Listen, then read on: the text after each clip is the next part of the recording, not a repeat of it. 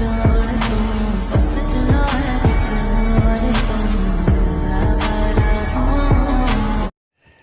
Everyone, welcome to my channel. जो मेरे channel पे नए आ रहे हो प्लीज़ चैनल को ज़रूर से सब्सक्राइब कर लेना और वीडियो को लाइक करना मत भूलना। तो लव इज़ नॉट ईजी के पार्ट 10 को शुरू करने से पहले मैं आपसे कुछ बातें करना चाहती हूँ। आप लोग इसको स्किप मत करना क्योंकि ज़्यादा बकबक नहीं करूँगी मैं। मेरी बात ये है कि मैं कल लाइव आने वाली हूँ, मेरा फर्स्ट एक्सपीरियंस होगा, तो आप लोग प्लीज़ ज़रूर से मुझे ज्वाइन करना। और बाकी टाइम का तो मैं आपको अपने कम्युनिटी में पोस्ट करके बता दूँगी कि कितने बजे। आप लोग मेरे कम्युनिटी पोस्ट को भी जाकर ज़रूर देखना। तो बहुत कर ली मैंने बातें, अब बढ़ते हैं हम अपने पार्ट की तरफ। तो हमने पिछले पार्ट में देखा था कि हमारे वांग जी का जो फ़ोन स्विच ऑफ हो गया था, तो उस बेचारे को तो पता ही नहीं था कि फ़ोन स्विच ऑफ हो गया। वो समझ रहा था कि ख़राब है। तो उसने मिस्टर हान से इस बारे में बातें की। तो मिस्टर हान ने जब ये सुना तो उसको लगा कि वांग जी शायद मेंटल हॉस्पिटल से आया है। और वही जब हमारे वांगशान विंग के ऑफिस में गए तो वहाँ वांग जी सब लड़कियों से फ्लर्ट कर रहा था, जो कि हमारे विंग से देखा नहीं जा रहा था। तो शायद वो जेलस था। अब आगे देखते हैं। वांग जी और विंग दोनों अब अपने घर के लिए निकल रहे होते हैं क्योंकि उनका ऑफिस टाइम ओवर हो गया था। तो वांग जी जब बाहर निकलता है ऑफिस के, तो बाहर का नज़ारा देख के वो बहुत ज़्यादा शॉक हो जाता है क्योंकि हर जगह जितनी भी वहाँ पे बिल्डिंग्स थी बड़ी बड़ी, उन सब में लाइट लग रही थी, जो कि बहुत सुंदर लग रहा था वांग जी को। वांग जी ने शायद ऐसा नज़ारा पहले ही कहीं देखा हो क्योंकि उसका रिएक्शन से साफ साफ पता चल रहा था कि उसने ये चीज़ पहली बार देखी है।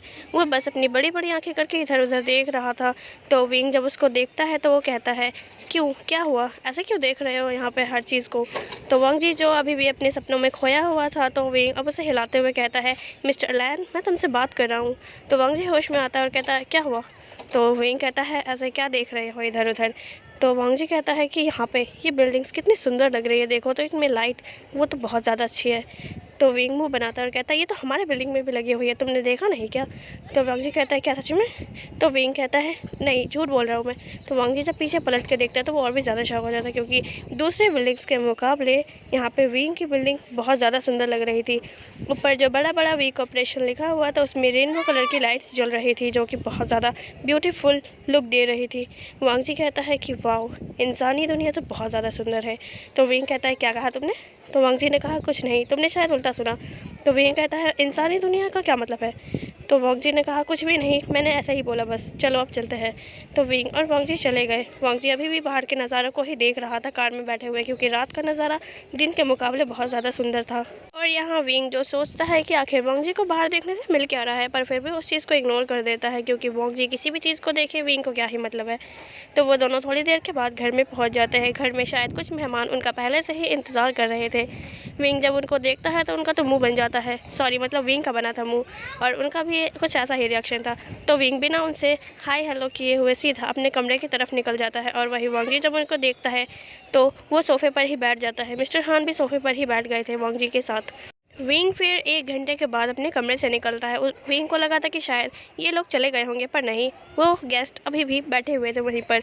विंग फिर अपने मन में सोचता है कि ये लोग शायद ऐसे तो जाने वाले नहीं है, तो मुझे ही कुछ करना पड़ेगा। वो भी जाके फिर सोफ़े पर बैठ जाता है। वो उन लोगों के अपोजिट बैठा हुआ था। 5 मिनट तक उनके बीच ऐसा ही ऑकवर्ड साइलेंस बनी हुई थी। तो विंग ने उसको तोड़ते हुए बोला कि मैडम यू, आप यहाँ क्या कर रही हो। तो मैडम यू ने कहा कि क्या मैं आ नहीं सकती अपने घर। तो वह विंग कहता है कि नहीं, ये आपका घर नहीं है, ये मेरा घर है। तो मैडम यू कहती है, तुम्हारा घर है तो मेरा भी है। तो विंग कहता है, जब मेरे डैड जिंदा थे तभी आपका ये घर था, पर अब ये मेरा है, शायद आपने वसीयत को देखा नहीं सही से। तो मैडम यू फिर बोलते हैं कि वसीयत से क्या होता है, तुम मेरे बेटे हो तो क्या मैं आ नहीं सकती अपने बेटे के घर। तो विंग फिर कुछ बोलने वाला था, तभी मिस्टर हान कहता है, शायद आप लोग यहीं पे आज डिनर करेंगे, तो मैं मेड्स को बोलकर अभी डिनर लगवाता हूँ। तो मैंगिया बोला, मिस्टर हान, आप ही एक अच्छे और समझदार इंसान हैं, इस विंग को तो कुछ सिखाइए। देखिए ज़रा इसको, हम यहाँ पे 1 घंटे से बैठे हुए हैं, फिर भी इसने हमें पानी तक के लिए नहीं पूछा। तो चैंग कहता है, मैंगियाओ शांत हो जाओ। तो मैंगियाओ फिर चुप हो जाता है। वहाँ पे मैडम यू थी, चैंग था, मैंगियाओ और यानली, ये सब मौजूद थे। तो विंग कहता है, क्या तुम्हारे घर पानी नहीं है, या फिर तुम पी कर नहीं आए जो तुम्हें यहाँ पे पानी की ज़रूरत पड़ रही है। तो मैंगियाओ कुछ बोल पाता उससे पहले ही मैडम यू ने उसे शांत कर दिया। मैडम यू ने बोला कि हम आज तुम्हारे घर डिनर के लिए आए हैं, पर तुम इस तरह से हमारी इंसल्ट मत करो वरना हम चले जाएंगे। तो विंग कहता है तो जाइए ना, किसने आपको बोला है मेरे घर आने के लिए, जब देखो तब मुँह उठाकर आ जाते हैं। तो मैडम यू ये बात सुनकर बहुत ज़्यादा गुस्से में आ जाते हैं क्योंकि सरेआम विंग उनकी इंसल्ट कर रहा है। वहाँ पर बहुत सारे सर्वेंट्स भी मौजूद है, फिर भी विंग को शर्म नहीं जो मैडम यू की बेइज्जती पे बेइज्जती करे जा रहा है। ये मैडम यू का सोचना था। जब मिस्टर हान ये सुनते हैं कि विंग ने कैसे मैडम यू की इंसल्ट की तो मिस्टर हान फिर मैडम यू को रोकते हुए कहता है कि आपको पता है कि यंग मास्टर कैसे हैं, उनको पसंद नहीं किसी को घर में आना, तो आप ये बात जानते हुए भी आ गई, इसलिए हमारे यंग मास्टर थोड़ा गुस्सा हो गए। तो प्लीज़ आप इस तरह से गुस्सा मत होइए, मैं अभी डिनर बस मंगवाता ही हूँ। तो वो कुछ सर्वेंट्स को बोलते हैं जो कि डिनर टेबल पे फिर उनका डिनर लगा देते हैं और सारे जाके फिर डिनर टेबल पे बैठ जाते हैं। पर इस बार मैडम यू को मिस्टर हान पे भी गुस्सा आया था क्योंकि मिस्टर हान ने उनको शायद ताना मार के ये चीज़ बोला था। विंग जब मिस्टर हान की ये बातें सुनता है तो उसके चेहरे पे एक कनिंग स्माइल आ जाती है क्योंकि कभी कभी आधा काम तो मिस्टर हान ही कर देते थे मैडम यू की इंसल्ट मारने के लिए, जिससे विंग मिस्टर हान से बहुत ज़्यादा इम्प्रेस्ड रहता था। वांग जी बस ये सब ड्रामा देख रहा था कि कैसे इन फैमिली के बीच ऐसे टक्कर चल रहा है, क्योंकि वांग जी को इस टाइम ये नहीं पता था कि ये मैडम यू और ये जियांग चैन यानले वगैरह वगैरह विंग के स्टेप फैमिली है। सो वो कुछ भी नहीं बोलता इस मामले में। फिर सब लोग डिनर टेबल पर बैठ के डिनर करने लगते हैं। विंग तो अपना मस्त होकर खा रहा था बिना किसी की मतलब किए हुए, और वही मैंगियाओ बस विंग को ही घूरे जा रहा था। वांग जी भी डिनर टेबल पर बैठ के डिनर कर रहा था। तो जब मैंगियाओ की नज़र वांग जी पर पड़ी तो मैंगियाओ ने कहा कि हे यू सर्वेंट। तो वांग जी ने जब ये सुना तो वांग जी ने देखा कि मैंगियाओ उसकी तरफ ही देख रहा है, तो वांग जी ने खुद पे पॉइंट आउट करते हुए कहा क्या तुम मुझे कह रहे हो। तो मैंगियाओ ने बोला तो डिनर टेबल पे और कोई सर्वेंट नज़र आ रहा है क्या। विंग भी ये सब सुन रहा था पर उसने फ़िलहाल के लिए कुछ भी नहीं बोला। तो वांग जी कहता है तुम मुझे सर्वेंट मत बोलो, मैं कोई सर्वेंट नहीं। तो मैंगियाओ कहता है तो कौन हो तुम, विंग के बॉयफ्रेंड। विंग जब ये सुनता है तो उसने अपना खाना बंद कर दिया पर उसने अभी भी कुछ नहीं बोला।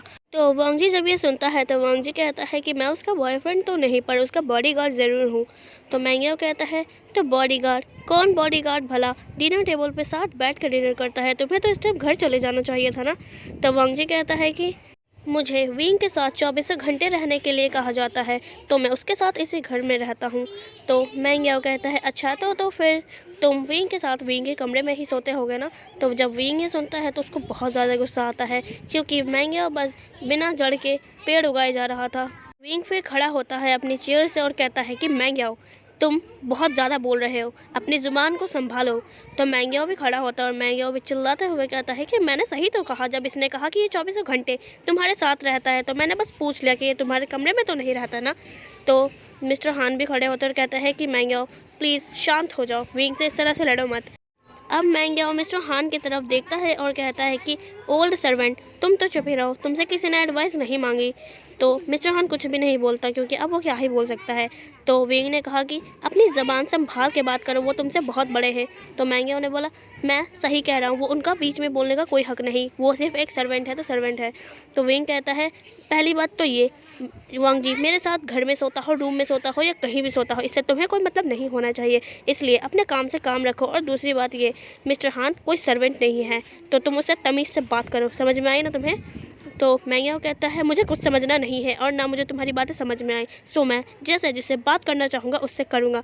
तो अब मैडम यूँ खड़ी होती है और कहते हैं कि मैंगियाओ विंग से लड़ना बंद करो वरना क्या पता वो तुम्हें जलील करके छोड़े। तो मैंगियाओ कहता है कि माँ अब आप भी। तो चैंग खड़ा होता है और मैंगियाओ पर चिल्ला कर बोलता है कि मैंगियाओ मैं तुम्हें बहुत देर से देखे जा रहा हूँ, नीचे बैठो। तो मैंगियाओ जब चैंग की आवाज़ सुनता है तो वो डर जाता है और नीचे बैठ जाता है। यानली मैंगियाओ को कहती है कि प्लीज़ हम दूसरे के घर में आए, सो इस तरह से बिहेव मत करो। तो मैंगियाओ अब कुछ नहीं बोलता। विंग भी फिर अपने डिनर टेबल पे से उठ के चला जाता है क्योंकि अब उसको इन सब के साथ बैठ के नहीं खाना था। और वही वांग जी भी उठ के चला जाता है क्योंकि जब उसका बॉस ही डिनर टेबल पे नहीं है तो वो बैठ के क्या करेगा। तो और वही जब मिस्टर हान देखते हैं कि दोनों चले गए तो वो भी कहते हैं जब आपका यहाँ पे मन भर गया हो तो यहाँ से प्लीज़ चले जाना, मैं भी जा रहा हूँ यहाँ से। और वो सर्वेंट को कहते हैं कि जब इनका खाना हो जाए तो सारी डिशेज़ को उठा के किचन में जाकर साफ़ कर लेना। मिस्टर हान भी थोड़े गुस्से में थे, वो भी फिर अपने कमरे में चले जाते हैं। और यही मैंगियाओ मुँह फुला कर बैठा हुआ था। चैंग उठ के शायद किचन की तरफ गया था और फिर मैडम यूँ मैंगियाओ का सिर सहलाते हुए कहती हैं कि तुम्हें थोड़ा ज़्यादा बोलना चाहिए था, तुम इतने में ही क्यों शांत बैठ गए। तो मैंगियाओ ने कहा कि आपने देखा चैंग ने मुझे डांटा, इसलिए मैं चुप हो गया, वरना मैं उसको जलील कर देता, पर मैं क्या ही कर सकता था। तो तभी वहाँ पे चैंग आ जाता है और मैंगियाओ के सर पर से मैडम ये अपना हाथ उठा लेती है।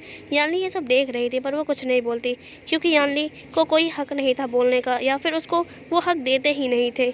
और यहाँ विंग जो अपने कमरे में गया वो बहुत ज़्यादा गुस्से में था। वो पहले गया और शावर लेने लगा जाकर। उसने भले ही पहले शावर लिया हो, पर अब भी वो शावर लेना चाहता था ताकि उसका माइंड फ्रेश हो जाए।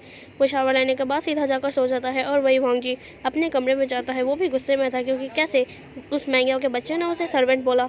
वहाँ पर शीचन आ जाता है। शीचन फिर कहता है कि क्या हो गया वांग जी, इतने गुस्से में क्यों हो? तो वांग जी ने कहा कि उसको देखा तुमने, कैसे मुझे सर्वेंट बोल रहा था। मैं एक प्रिंस हूँ और मुझे सर्वेंट बना दिया गया। इन इंसानों को समझना कभी कभी बहुत मुश्किल हो जाता है, क्योंकि देखो, मैंने बहुत अच्छे से सुना है कि एक फैमिली बहुत अच्छे तरीके से रहती है, पर इस फैमिली को देख लो, एक भाई अपने ही भाई को किस तरह जलील करता है। तो शीशन कहता है वो सब छोड़ो, इससे हमें क्या ही फ़र्क पड़ता है, तुम बस यहाँ मिशन के लिए आए हो तो उस पर ध्यान दो। तो वांग जी कहता है पर, तो शीशन कहता है पर कुछ नहीं, मैंने जो कहा उस पर ध्यान दो, वरना सीफू को तो तुम जानते ही हो। तो वांग जी फिर चुप हो जाता है और वांग जी भी सो जाता है शीचन के साथ ही। और यहाँ पे जब बात करें मैडम यू चैंग यानली मैंगियाओ का, तो वो लोग भी खा पी कर अपने अपने घर चले गए थे। सो गाइस, आज के लिए बस इतना ही। कमेंट में मुझे ज़रूर बताना कि आज का पार्ट आपको कैसा लगा। तो मिलते हैं इसके अगले पार्ट में, जब तक के लिए bye and thanks for watching.